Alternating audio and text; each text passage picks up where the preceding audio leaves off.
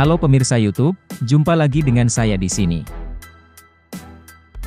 Bermain game online saat sedang jenuh atau di waktu luang, memang sangat menyenangkan.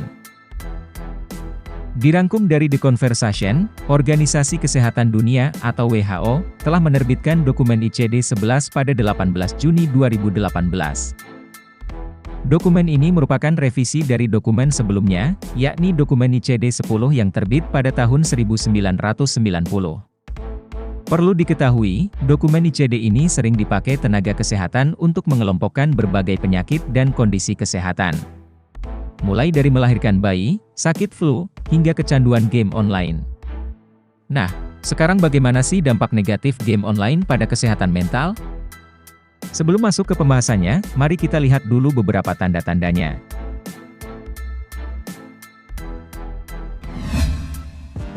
Masih dikutip dari The Conversation, penulis artikel WHO menetapkan bahwa kecanduan game ini sebagai salah satu bentuk gangguan mental.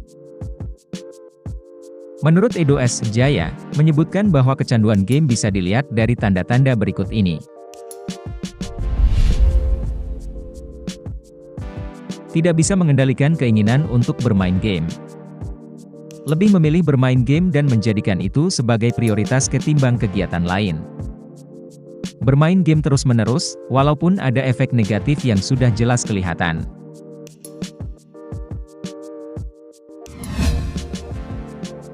Penulis yang berprofesi sebagai dosen di salah satu fakultas psikologi Universitas Indonesia ini mengatakan bahwa, Anda bisa didiagnosis kecanduan game kalau Anda punya pola bermain game yang parah.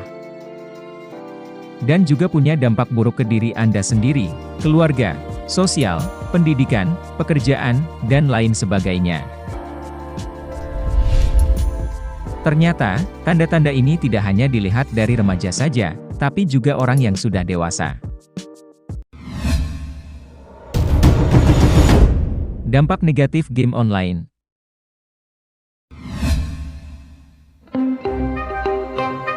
Sulit mengendalikan perilaku impulsif. Dikutip dari situs Sehat Negeriku dari Kementerian Kesehatan, salah satu efek kecanduan game dampaknya adalah sulit mengendalikan perilaku impulsif. Ini didukung pernyataan dari Dr. Christiana Siste, SPKJ, yang diliput Sehat Negeriku, mengatakan bahwa, adanya perubahan otak membuat dirinya sulit mengendalikan perilaku impulsif. Oleh sebab itu, bagian otak pecandu game mengalami perubahan struktur dan fungsinya. Jadi, kalau di-scan MRI, bagian otak prefrontal cortex berubah. Maka dari itu perilaku impulsif ini membuat Anda tidak bisa mengontrol dan menahan walau Anda sudah merasa jenuh atau sudah bosan bermain game. Emosi tidak stabil. Dampak negatif selanjutnya ialah membuat emosi tidak stabil. Jika Anda pernah mengalami di tahap kecanduan game di salah satu aplikasi online marketplace, Anda akan punya hubungan relasi yang kurang baik akibat emosi tidak stabil dan menunjukkan sikap antisosial.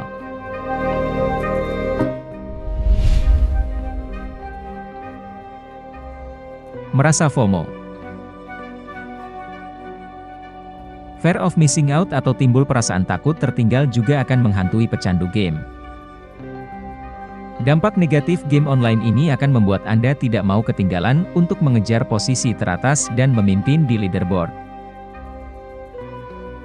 Dan Anda akan selalu ingin update item atau gear terbaru, dan sejenisnya.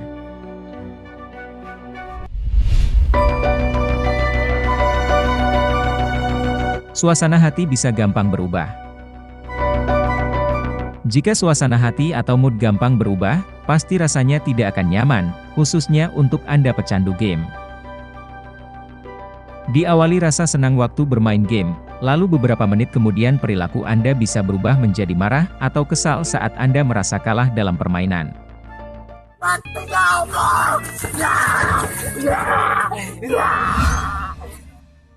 Tidak jarang juga kalau Anda bisa tiba-tiba mengumpat atau berkata kasar saat bermain game. Nanti kon dasmu. Mantelmu kena, ayo maju kabeh kon sak sekolahan. Sak satpammu, sak kantinmu, sak kepala sekolahmu. Jancuk. Jancuk. Dibanting bro, HP-nya bro. Mangkel aku, cuk. Siap. Blok.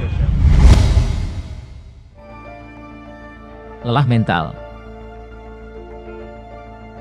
Saat bermain game, otak Anda akan dipaksa fokus terus-menerus ke permainan dan gadget yang kamu pegang. Dan di saat yang sama, paparan radiasi ponsel Anda juga akan masuk dalam tubuh Anda.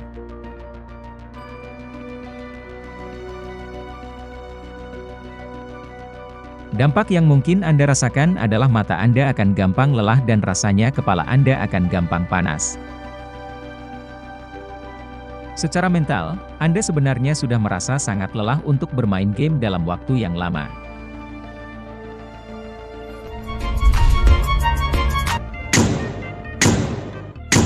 Depresi. Depresi adalah jadi salah satu dampak negatif game online yang paling parah. Di tahap ini, Anda benar-benar akan merasa kecewa dan putus asa. Bermain game online bisa bikin depresi karena adanya beberapa faktor. Misalnya cyberbullying di room chat, data pribadi dicuri, akun dihack, ditipu, bangkrut, atau bahkan jadi korban kekerasan berbasis gender online waktu bermain game.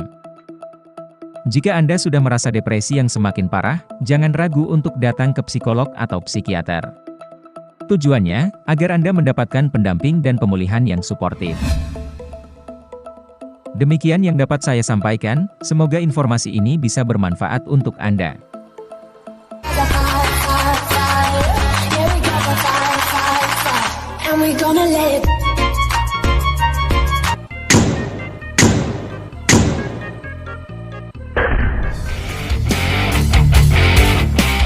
Terima kasih sudah mampir di channel ini, kita akan berjumpa kembali di video selanjutnya.